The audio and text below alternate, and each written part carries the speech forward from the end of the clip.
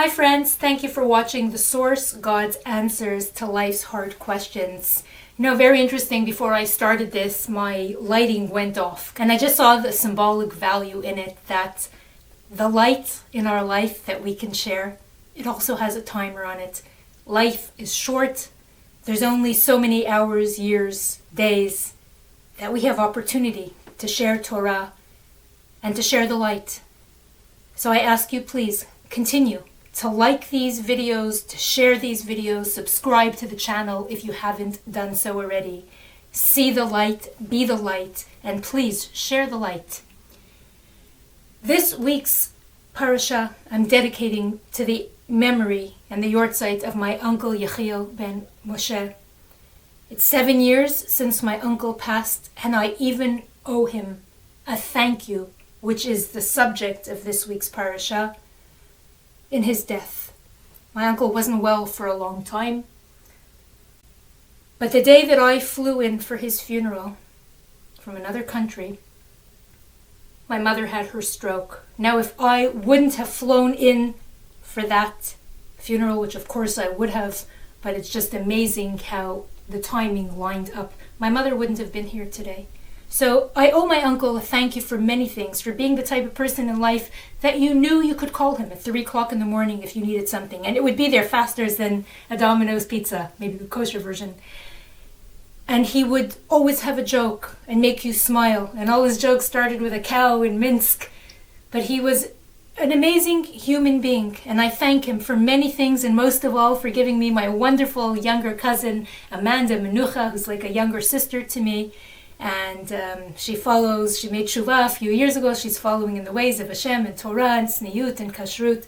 And I'm so proud of her and I adore her. And I hope that my uncle's soul will have an aliyah, lehavdil, and he should be very proud watching his daughter from on high.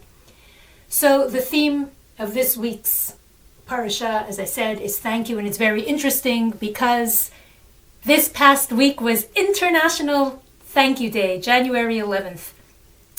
And it's very sad because I think that we live in times where the word thank you is just something that we begrudge as if it's money. Because if we say thank you, well, we might have to reciprocate. And that's, we don't feel like it. But I truly believe that a thankless society is a godless society, because it all comes from Hashem. And if you can't thank somebody for doing something for you and appreciating it and meaning it, then you don't appreciate the source of all your blessings. Statistics show that only 1 out of 7 times where a thank you is called for, a person actually says thank you. And what's interesting to me is that when they interviewed employees for a survey, employees, you're getting paid, you have to do your job, but 78% of the respondents said that if they would be recognized and thanked and appreciated, they would do a better job. So that's just an employee. Can you imagine how God feels when we're not grateful? He does so much for us. He doesn't get paid. But we just kvetch and we complain and we're bitter and we're mad at the world and it owes us something. And within all that time of moaning and groaning and blaming, we forget to say thank you. It's no wonder that the world is a mess and God looks like he's mad at us, seeing that the world is now going to nowhere in a handbasket. Many years ago I went on a date and the waiter brought out something, I don't remember what it was, a piece of bread, a glass of wine. And I said, oh my God, thank you, thank you, thank you. And my date said to me, you know what? He didn't bring you a kidney. Wasn't one thank you good enough? Now, after the fact, I was thinking, a person who begrudges a thank you does not have a generous heart. Maybe my 3 thank yous filled in for his wife not saying thank you, his boss not saying thank you, his children not saying thank you. What did it cost me? And I meant it. And whatever it was he brought me, I was happy enough to say 3 thank yous. Thank you. It's free, but it's priceless. Unfortunately, I've known too many people in my life who have a use them and abuse them mentality. They're egocentric.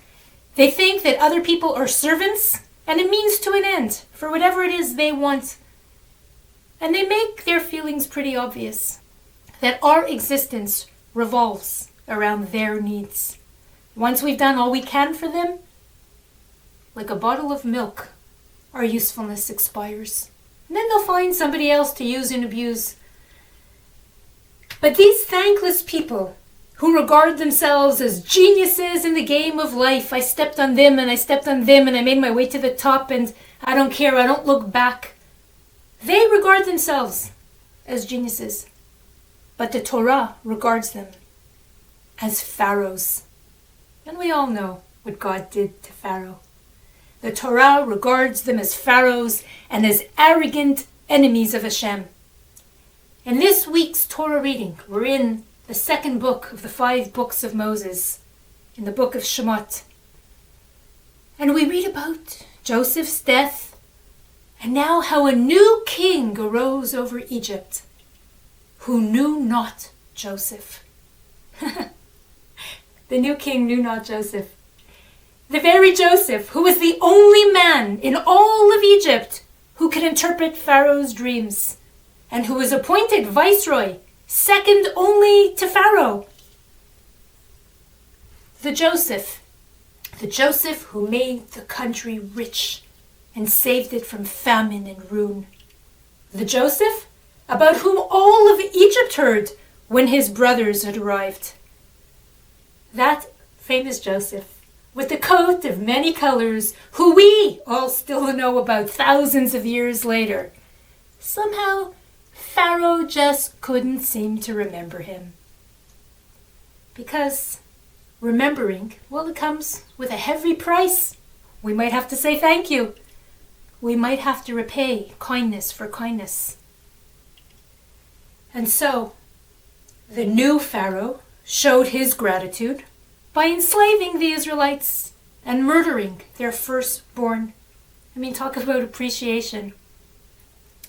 Some of our sages explain that the new Pharaoh was not even a different person at all, but the same Pharaoh who arose with a new attitude.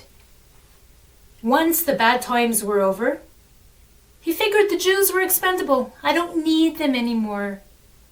And he thought of himself as a god, and he didn't want to be outdone or overpowered by the people who had made him successful. God forbid. People should know who the original was, what the source of the power was. Let's get rid of them now. I am where I have to be. Let's hide them. Sweep them away so nobody knows the truth after all. I'm fantastic all on my own. No need to say thank you. In life sometimes we have to pretend we're actually at the Academy Awards, and when you're holding that statue in your hand, and this is all figurative, say thank you to the people who got you there. Let it be known. In any case, the Torah teaches us a very different lesson about gratitude than we're used to. You would think, what would the Torah tell you about the Egyptians after everything they did to the Israelites? What do you think the Torah would tell you? Kill them, hate them, murder them, hang them, whenever you see them, spit on them. No.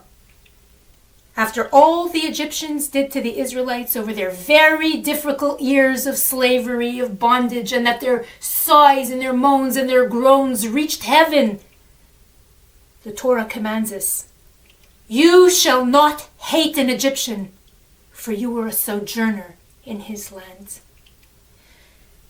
Now the biblical commentator Rashi explains, we are not permitted to despise them because they hosted us in a time of need. There was a famine. We were hungry. They saved us. They were once good to us. Before we became too important to say hello, too important to be on the same side of the street as you. So the lesson should be very clear. If we can't hate those who tormented us because they were once good to us, imagine how much more we owe those who were good to us.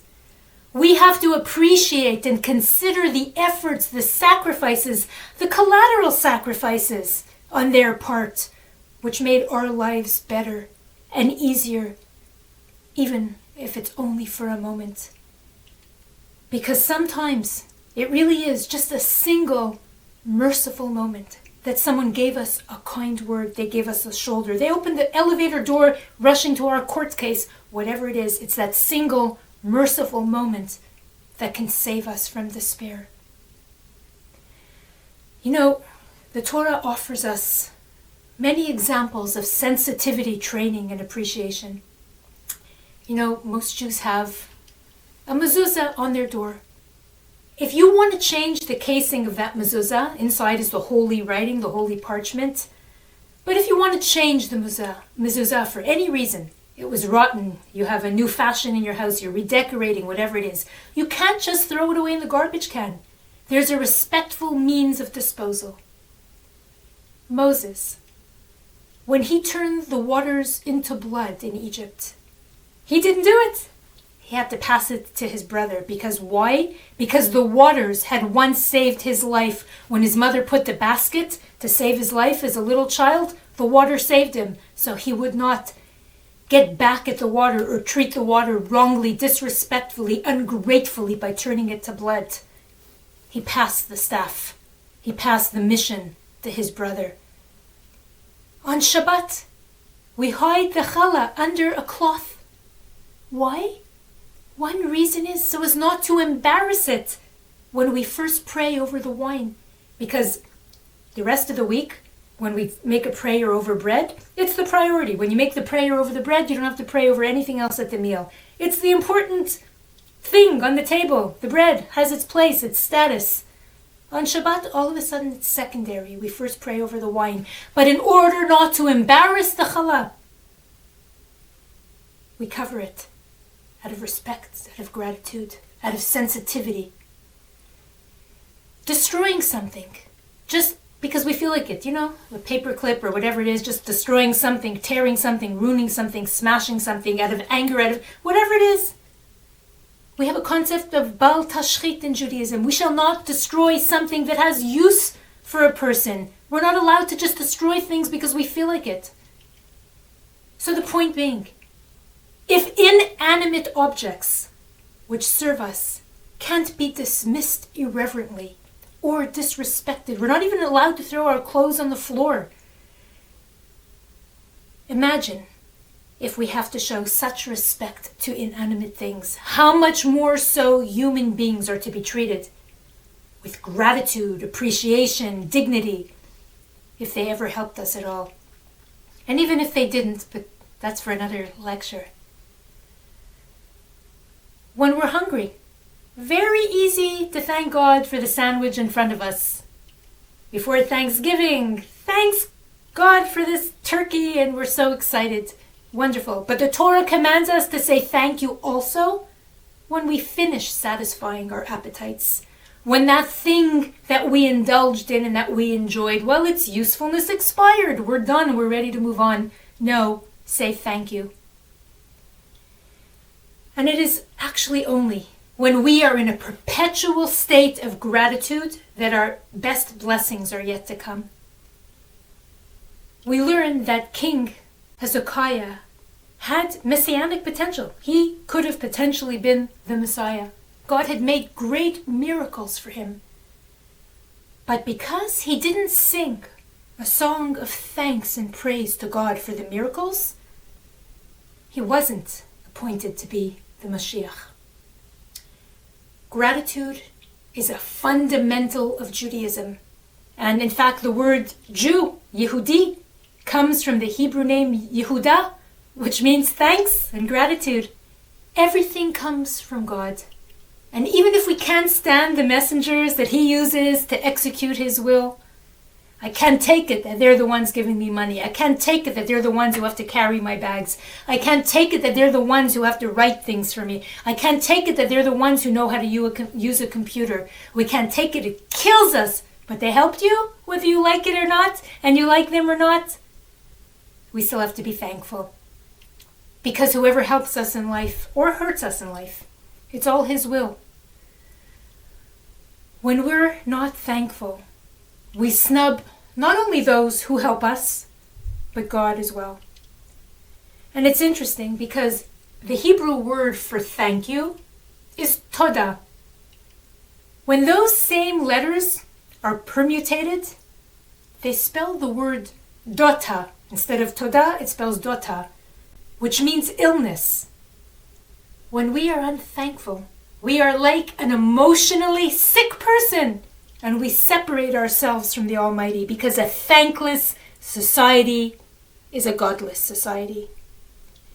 It's so funny because in life, we always remember what we did for others, even the $5 we lent them 20 years ago, and we insist we're only upset on principle because they didn't pay us back.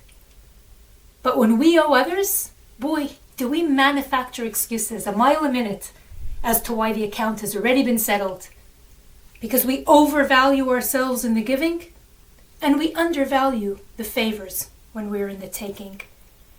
But at the end of the day, it all comes down to one thing.